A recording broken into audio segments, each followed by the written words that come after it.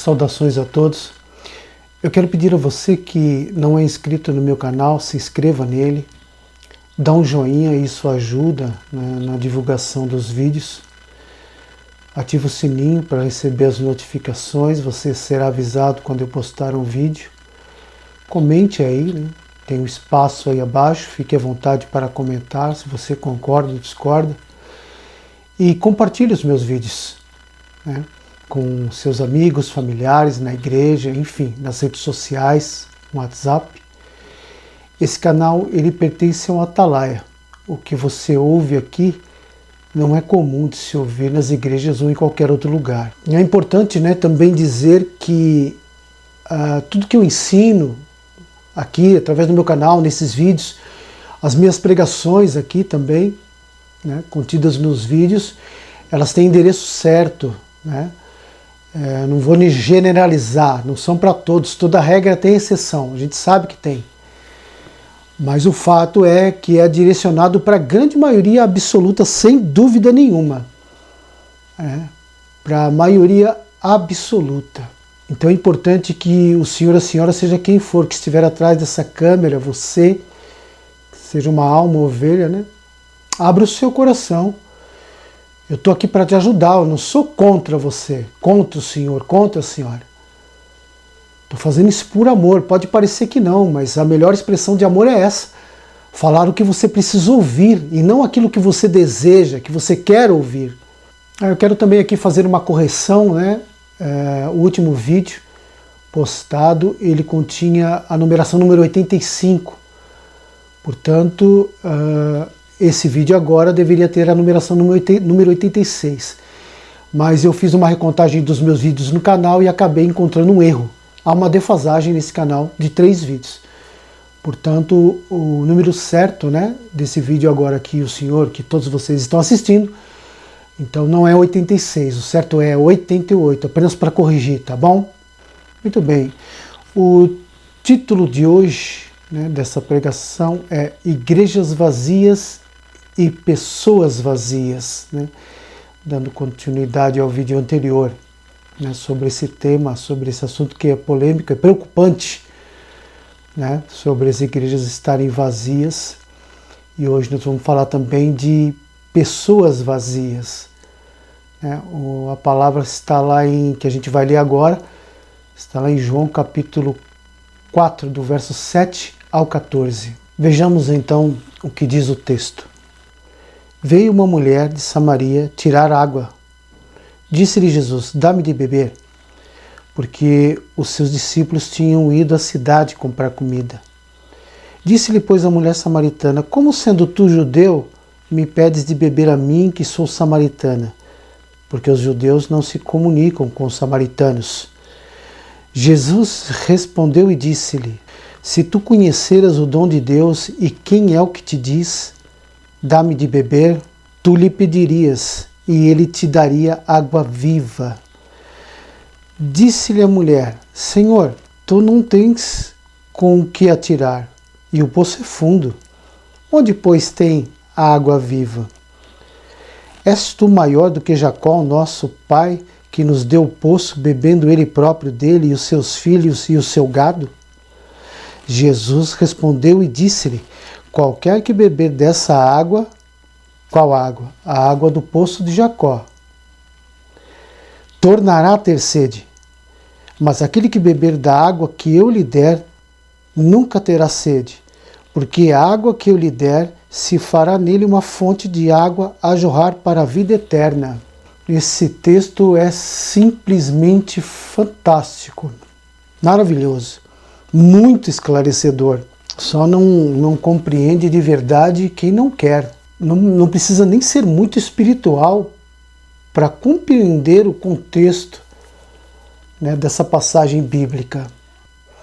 O Senhor Jesus Cristo, né, ele deixa claro aí em suas palavras a diferença entre beber da água do poço de Jacó e beber da água que ele está oferecendo, né, que é água viva. Entende-se então que, espiritualmente falando, a água do poço de Jacó é uma água morta, A pessoa ela vai beber e vai ter sede de novo. Porém, a água que Jesus, né, der, que é a água viva, a pessoa não vai ter mais sede e vai servir como fonte.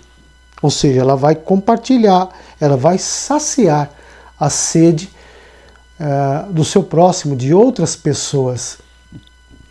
Isso basicamente, né, diz respeito ao que é pregado hoje nas igrejas, né, em quase todas, ou todas na verdade.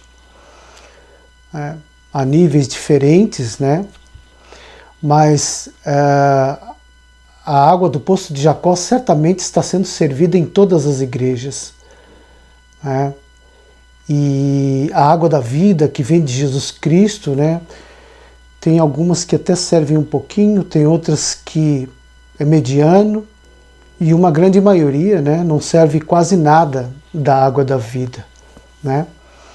A água do Poço de Jacó, ela compreende as coisas materiais, as coisas terrenas. Então é isso que é servido, né? Então a pessoa não vai se saciar, ela vai sempre ter sede, ela nunca vai estar satisfeita. Né? Enquanto que a água da vida, a qual Jesus Cristo se refere aqui, é o Evangelho. Se refere às coisas espirituais, né? Às coisas eternas, às coisas invisíveis. Enquanto que a água do Poço de Jacó, que é o que a grande maioria absoluta, ou quase todas, estão servindo, que compreende as coisas terrenas, as coisas materiais, as coisas desse mundo. Né? Figuradamente falando, né? Com o teor espiritual, é exatamente isso que está acontecendo. Né? É por isso que a gente vê, né, os discursos, as pregações, os ensinos, né? Culto após culto, a retórica é a mesma. Deus vai agir, Deus vai fazer, Deus vai suprir, as promessas vão chegar, Deus vai cumprir as promessas que Ele fez, hoje você vai levar a sua vitória, Deus está te guardando, e muitas outras expressões. Né? Essa é a água de Jacó. A pessoa ela precisa tomar dessa água todo culto, porque não sacia, não mata a sede. Né? Então ela vai estar sempre com sede. Para saciar essa sede, né, das pessoas que estão na igreja, é preciso servir a água da vida, a água de Jesus Cristo, que compreende o Evangelho, que compreende as coisas invisíveis, as coisas eternas. Aí a pessoa, o crente, o irmão, a irmã, não vai sentir sede. Esse texto é simplesmente fantástico. Se o senhor, a senhora, começando pela liderança, passando pelos pastores, pelos obreiros auxiliares, pregadores de agenda, vocês que são ovelhas, você que é de outra religião, católico, padre, bispo, que frequenta, espírita, budista, não importa a sua religião, se você é ateu, se você compreender esse texto, se ele entrar na sua mente, né, você conseguir alcançar o discernimento espiritual, é uma virada de página. Você não vai mais aceitar beber a água do Poço de Jacó, que foi o que ocorreu comigo. Teve um dia que chega, não vou mais tomar dessa água. Você vai querer beber a água da vida e não vai mais aceitar essa água que não mata a sede. Muito fácil de compreender, meus irmãos, minhas irmãs. Muito fácil. Fácil para quem está pregando, para quem está liderando, para quem está na frente. Fácil para quem está recebendo lá embaixo na nave da igreja. Muito fácil de entender. Basta você abrir a sua mente, você amolecer o seu coração. Não endurecer o seu coração por essa palavra. Eu não precisava nem continuar essa pregação ou esse ensino. Só esse texto aqui já é o suficiente para ver, né, para a gente entender, na verdade, por que as igrejas estão vazias e também por que ela, né, contém tantas pessoas vazias. O que eu quero dizer? Igrejas vazias com muitas pessoas vazias. Fica difícil. Este, na verdade, é o estado caótico em que a igreja evangélica brasileira está passando. E talvez até no mundo inteiro, né? À exceção desses templos faraônicos, né? Que na verdade não são nem templos, nem igrejas, são caça-níqueis, né? Como se fosse bingo. Lembra dos bingos? Há 20 e poucos anos atrás? Basicamente é isso. Igreja grande não é igreja, é negócio. Então, né, à exceção desses chamados, né, templos, desses salões, né, faraônicos, né, que são empresas, né, que trabalham, que ganham dinheiro com o nome de Jesus Cristo, à exceção dessas, todas as outras, né, estão passando por essa situação. Igrejas vazias, com muitas pessoas, ou a grande maioria, também vazias, né, pessoas vazias dentro das igrejas. É por isso que eu estou fazendo esse vídeo, é por isso que eu decidi continuar pregando nesse tema. Porque o problema, ele é crônico, ele é grave. Então, uma urgente necessidade aí da gente tratar isso daí. Né? Esse problema da igreja, ele é incurável, na verdade ele não tem cura, mas dá para alcançar algumas almas aí. É o que eu estou tentando fazer por aqui, né? Pelo meu canal. Muito bem, vamos ver mais um texto aqui lá em Mateus 6, 24 a 34. Mateus 6, 24 ao verso 34. Está lendo aqui. Ninguém pode servir a dois senhores, porque há de odiar um e amar o outro, ou se dedicará a um e desprezará o outro. Não podeis servir a Deus e a Mamon, né? Mamon, que é o Deus das riquezas, do dinheiro. Por isso vos digo, não andeis cuidadosos quanto à vossa vida, pelo que haveis de comer ou pelo que haveis de beber, nem quanto ao vosso corpo, pelo que haveis de vestir. Não é a vida mais do que o mantimento, e o corpo mais do que a vestimenta? Olhai para as aves do céu, que não semeiam, nem cegam, nem ajuntam em celeiros, e vosso Pai Celestial as alimenta. Não tendes vós muito mais valor do que elas? E qual de vós poderá, com todos os seus cuidados, acrescentar um côvado à sua altura? E quanto ao vestuário, por que andais solícitos? Olhai para os lírios do campo, eles crescem, não trabalham, nem fiam. E eu vos digo que nem mesmo Salomão, em toda a sua glória, se vestiu como qualquer um deles. Pois, se Deus assim veste a erva do campo, que hoje existe e amanhã lançada no fogo, não vos vestirá muito mais a vós, homens de pequena fé? Não andeis, pois, inquietos, dizendo, que comeremos, ou que beberemos, ou com que nos vestiremos? Porque todas essas coisas, os gentios, as pessoas do mundo, os ímpios, procuram. Presta atenção nessa passagem. De certo, o vosso Pai Celestial, bem sabeis que necessitais de todas essas coisas. Mas buscai primeiro o reino de Deus e a sua justiça, e todas essas coisas vos serão acrescentadas. Não vos inquieteis, pois, pelo dia de amanhã, porque o dia de amanhã cuidará de si mesmo. Basta a cada dia o seu mal. Olha isso! Que texto maravilhoso, irmãos, né? Aqui o Senhor Jesus Cristo, ele está não somente, né, incentivando, mas também ademoestando as pessoas a não priorizarem as coisas terrenas, as coisas materiais como vestimenta, como comida, né? Se for trazer para os dias de hoje, carro, casa, móveis, tudo que é relacionado, né, às coisas materiais. Ele diz mais, ele diz que essas coisas, quem buscam, quem corre atrás dessas coisas materiais, essas coisas terrenas, são os ímpios. São os ímpios que buscam essas coisas, que idolatram essas coisas, que vivem para essas coisas. Mas que os cristãos não devem ficar priorizando e se preocupando com elas.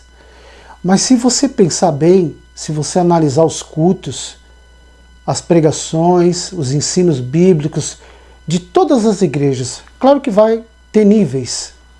Algumas, né, ou uma grande parte em escala maior, priorizam essas coisas e os cultos são voltados para as coisas materiais e terrenas. tem outras que é médio, e só uma pequena parte que fala muito pouco, né, que dedica pouco da liturgia do culto, né, as pregações a esses temas. É muito fácil de verdade de entender isso. Buscai primeiro o reino de Deus, né, verso 33, buscai primeiro o reino de Deus e a sua justiça, e todas essas coisas vos serão acrescentadas, né? Então Jesus, ele diz, né, para a sua igreja, para os crentes, buscar primeiro o reino de Deus e a sua justiça. Não buscar primeiro o carro, buscar primeiro o salário, buscar primeiro roupa, sapato, geladeira, fogão, viagens, diplomas, tudo que envolve, né, as coisas materiais e as coisas terrenas, né? Então, enquanto a igreja estiver priorizando essas coisas terrenas, essas coisas materiais, ela vai continuar vazia. Enquanto o coração dos crentes estiver inclinado para as coisas terrenas, as coisas passageiras, as coisas palpáveis, ela vai continuar vazia e vai continuar com pessoas vazias dentro dos templos. Vai ser assim. Não tem como. Porque elas vão buscar satisfação nas coisas terrenas. A prioridade é buscar primeiro as coisas terrenas. Buscar primeiro as coisas que satisfazem a carne, não as coisas que satisfazem o espírito. É muito fácil de entender. Enquanto a liturgia do culto, as pregações, os ensinos estiverem voltados para tudo isso que Jesus está falando aqui, para as coisas terrenas, que Jesus diz para você não correr atrás, você não se preocupar, não perder seu sono, não ficar ansioso, não ficar angustiado. Enquanto a igreja ficar priorizando essas coisas, e não dá para contestar, não conteste, porque é a mais pura verdade, é 99%, todas, basicamente todas, a diferentes níveis, mas todas, se não é de dentro, é de fora, mas 100% das igrejas priorizam as coisas materiais e terrenas. Enquanto tiver assim, as igrejas vão continuar vazias, com pessoas vazias. As coisas que a igreja evangélica está oferecendo, né, que as pregações, os discursos estão oferecendo, né, elas jamais vão sustentar, jamais vão satisfazer o homem, jamais vão satisfazer a mulher. Isto é impossível devido à natureza do homem e da mulher caída em Adão, por conta, né, do pecado, por conta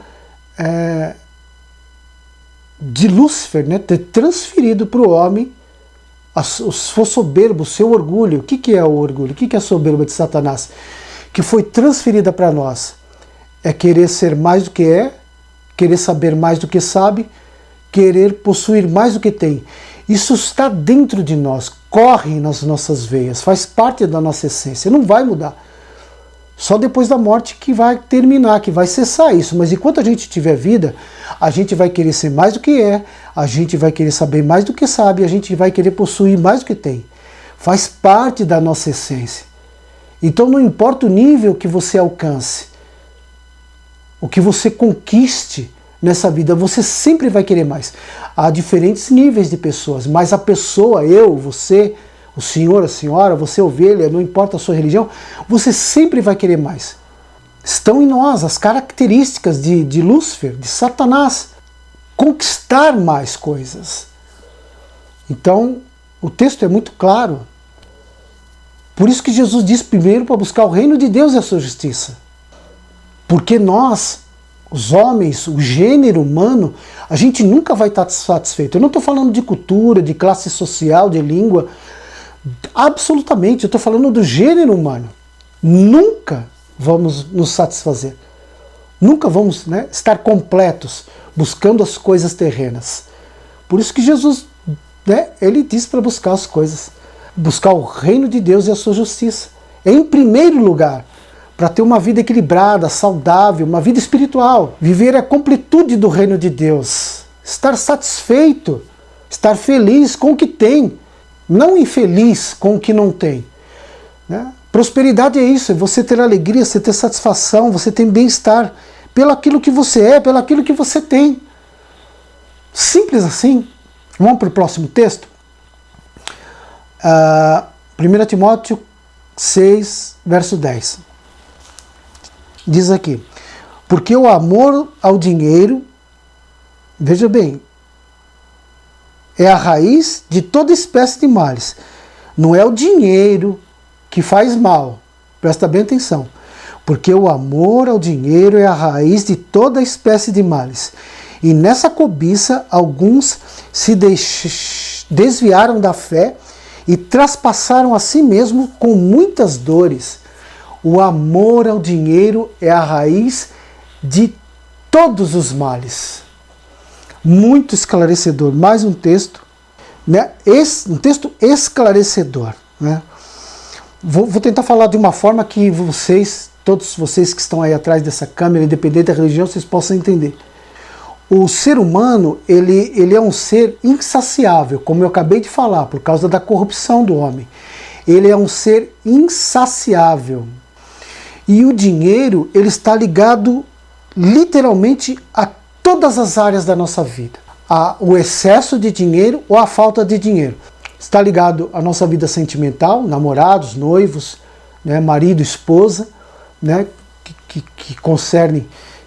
que consiste no relacionamento, né, tudo que envolve a relação do casal ali, a vida espiritual, a vida conjugal, o aspecto humano, sexualmente falando, tudo na vida do casal, o dinheiro está envolvido.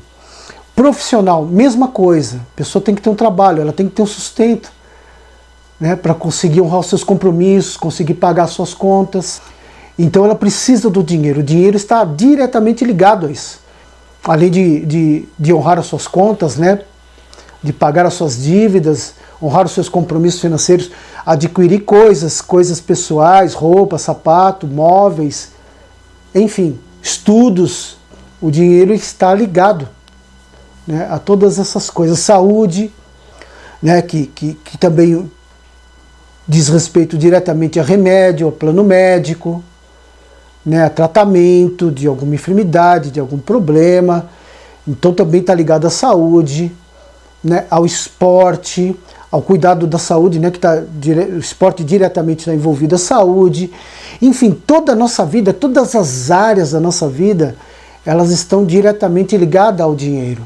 Então, se a pessoa, seja ela quem for, se for um crente, não importa, se ela priorizar o dinheiro, se ela tiver amor ao dinheiro, se ela tiver uma inclinação ao dinheiro, ela vai ter dificuldade em todas essas áreas da vida.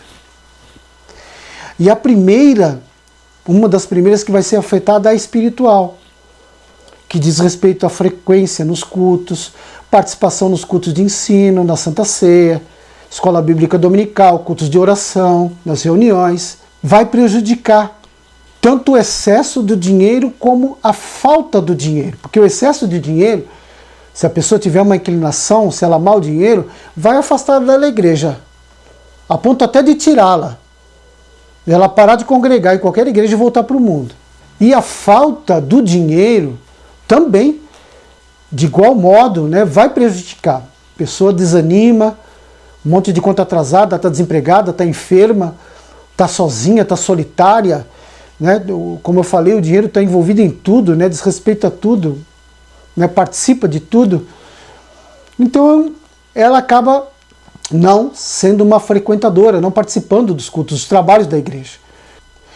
Então, baseado, né, nesses textos que a gente acabou de ler aqui, e existem vários outros que a gente pode estar estudando aí posteriormente, mas nesse vídeo aqui, né, qual a conclusão que a gente chega, né, diante desse estudo aqui, né? Primeiro, né, qual o diagnóstico, né, para isso que está acontecendo na igreja evangélica? A igreja evangélica, ela está com uma doença congênita, né? E o que é congênita? Congênita significa que ela já nasce, né? Os crentes já nascem, eles já vêm para a igreja no nascimento, né? No ato de aceitar Jesus, elas já vêm com essa doença. elas já entram na igreja com essa doença congênita, já nasce com isso, né? Com esse espírito de conquista, de adquirir, de comprar, de alcançar coisas materiais, coisas terrenas. E para mim isso é irreversível. Eu, presbítero Márcio, para mim é irreversível. E eu estou convencido, de verdade mesmo, lamento dizer isso, que a igreja evangélica brasileira ela é incurável, salvo algumas raras exceções que vão conseguir de verdade, né, ser curadas desse mal, desse espírito, vão se libertar desse espírito de conquista, de adquirir, de alcançar, né, que está em 100% das igrejas, 100% isso é fato, diferentes níveis, mas está em 100% das igrejas. Então, se a pessoa conseguir, sei lá, se ela ser evangélica ou não, se livrar desse espírito, dessa doença congênita, que é o que aconteceu comigo, né, ela pode ser curada, ela pode ser salva. É a única forma, é a única maneira. Então esse é o diagnóstico. E qual a causa desse problema, né? Para chegar a esse diagnóstico, qual é a causa do problema? Bom, a causa do problema é Satanás, né? Esse espírito que opera hoje em todas as igrejas, em maior grau ou menor grau, ele foi criado nos calabouços do inferno, com as digitais de Satanás. Esse é o autor que criou esse espírito e introduziu ele nas igrejas, em todas as igrejas praticamente, né? Então ele foi criado nos calabouços do inferno, com a digitais de Satanás, e ele conta com a colaboração da liderança da igreja evangélica, dos pastores, dos obreiros em geral, os pregadores de agenda, então, meu Deus do céu, colaborando. Aquele que prioriza as coisas materiais, as coisas terrenas, que prioriza falar, discursos, ensinos, que envolve as coisas terrenas, as coisas temporais e finitas desse mundo, está agindo sob efeito desse espírito. Esse espírito que está embutido na igreja, que está fazendo ela ficar vazia e ser frequentada com pessoas que são vazias. As igrejas estão vazias e o que ela contém, em grande parte, são pessoas vazias.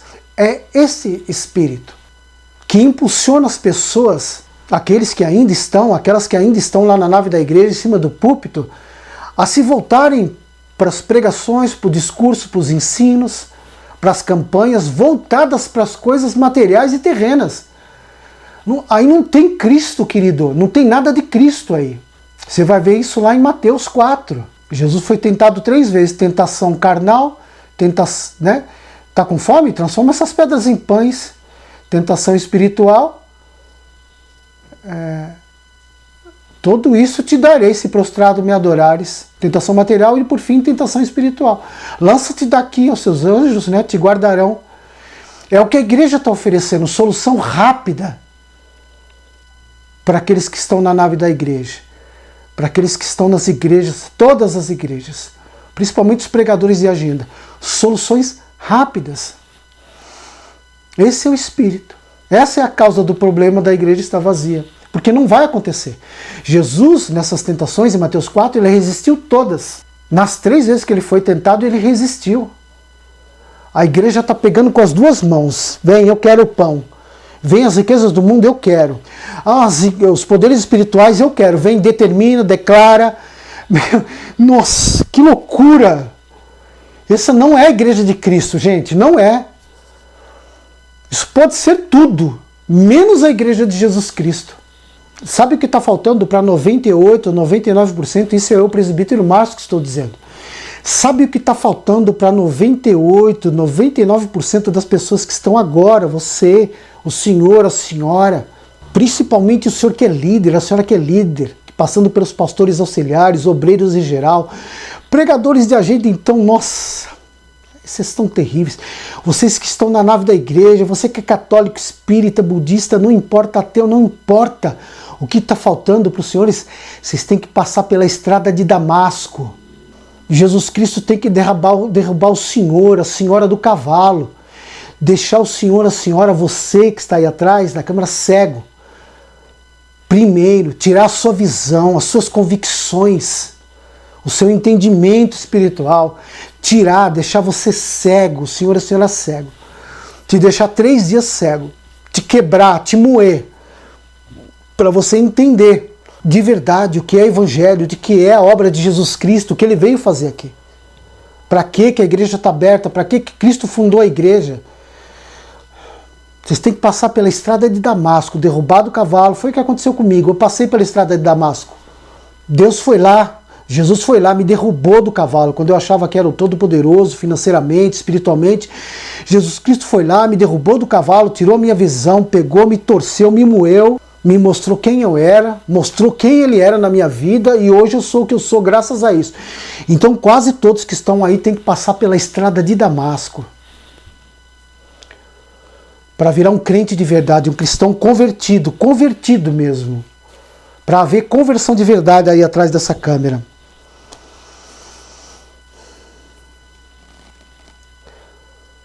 Isso é o que precisa acontecer. Essa é a causa do problema. É claro que o senhor, a senhora vai resistir, não, vai se enfurecer, lamento, vai se aborrecer comigo, lamento, mas alguém tem que falar, Vai ficar chateado, pode até mudar o tratamento comigo, nem me cumprimentar mais, se assistir os meus vídeos vai parar de assistir, vai me bloquear no WhatsApp, tudo bem, pode bloquear, mas é a verdade, é a mais pura verdade. Agora me ocorreu aqui, vou fazer uma analogia. Esse modelo de igreja hoje, esse modelo que existe hoje de igreja é um fracasso, concorda comigo? É um fracasso. Basta ver as igrejas vazias, crente tudo atolado até o pescoço em pecado. E aqueles que restam, que estão indo na igreja, a maioria também estão vazios. Igrejas vazias, com pessoas dentro das igrejas que a maioria está vazia. Logo, a gente conclui que esse modelo de igreja é um fracasso. Ok? Então vamos fazer essa analogia aqui. Um time de futebol. Um time de futebol que está participando de um campeonato, joga aí 30 e poucas partidas, não sei. E o que acontece? No final desse campeonato ele perdeu a grande maioria dessas disputas, desses jogos. E no final lá ele está entre os 5 que são rebaixados. Esse time foi rebaixado. Os resultados foram péssimos. Depois, no final do campeonato, ele é rebaixado. A responsabilidade é de quem? Ela vai recair sobre quem? Sobre o líder do time, sobre o técnico. O técnico vai ser substituído. Então a responsabilidade do fracasso vai ser lançada sobre o técnico. A mesma coisa vale, digamos, para um diretor de uma empresa. Vamos imaginar uma empresa, uma indústria, seja de qual ramo for. Essa igreja, ela está em plena decadência, ela está em processo de falência. As suas vendas caíram, estão um fracasso, né? Perdeu a maioria dos clientes, muitos pedidos que foram vendidos não está recebendo, pedidos atrasados, está demitindo pessoas, máquinas paradas, as contas da empresa atrasadas, não deposita INSS, está tomando processo dos funcionários, enfim, está aí quase pedindo uma concordata. Está realmente em decadência, processo de falência. A responsabilidade dessa situação ela vai recair sobre quem? Sobre o diretor da empresa. Ou o gerente, dependendo do modelo, da configuração da empresa, é o diretor que vai ser responsável. Sobre o fracasso, o modelo de gestão desse diretor. Fez com que a igreja fracassasse, então o diretor. O mesmo vale, ver agora na mente um hospital. Imagina um hospital cheio de problema, contaminação, o número de óbitos, material médico está faltando, material contaminado, ambulâncias quebradas, salários atrasados, enfim, uma série de problemas. Em quem é o responsável por essa situação? Quem que vai responder por essa situação caótica nesse hospital? O diretor-chefe. Simples assim.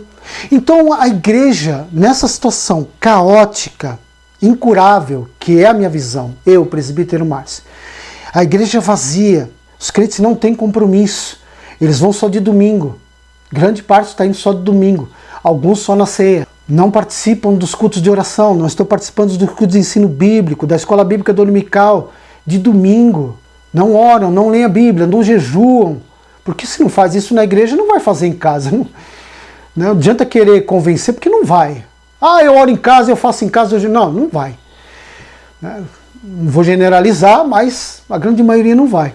Então o fato é que, invariavelmente, aquele que não tem compromisso dentro da igreja, que foi fundada por Cristo, participando dos cultos, da oração, do aprendizado, do ensino bíblico, das pregações, invariavelmente essa pessoa vai falhar em outras áreas, na sua casa, no trabalho, no casamento, na vida com os filhos. Invariavelmente, se ela é falha na igreja, se ela tem uma vida deficiente na igreja, ela também tem essa deficiência na sua vida pessoal. Isso é fato. E quem vai responder por isso? Quem vai responder por esse fracasso? Quem? O senhor acha mesmo, a senhora acha mesmo que está aqui atrás, independente de quem você seja, qual a placa da sua igreja, você acha mesmo que vai passar batido lá no trono branco? Acha mesmo que Jesus Cristo vai abrir mão de uma alma que foi perdida, né, para o inferno por causa de negligência, por causa da indiferença, por causa da dureza do coração? Está lá em Lucas, né? Acho que é Lucas 15. Que o pastor ele deixa as 99 ovelhas e vai atrás da que está perdida. Então, considerando-se que a igreja está vazia, e que ela contém as que estão indo, né? Muitas delas, não são todas, mas estão vazias, logo se entende que muitas estão perdidas, vão se perder. E Jesus vai deixar passar batido. Então, para a gente finalizar a conclusão aqui, né, eu vou deixar mais uma pergunta. Então, o que fazer então para resolver esse problema, né? Bom, eu acho que deve ser feito várias coisas, poderiam ser feito, na verdade. Eu posso citar algumas aqui, não são, eu acho que existem mais. Não quero dizer aqui que eu sou o dono da razão e sei tudo com isso, absolutamente. Mas eu poderia citar algumas coisas aqui que poderiam melhorar bastante, né? Melhorar mesmo, de fato, o que está acontecendo dentro de todas as igrejas, né? Uma delas seria voltar os cultos para 2 horas de duração, né? Que hoje a grande maioria acho que é 1h30. Mudar a liturgia do culto, né? Dar mais oportunidades para saudações, né?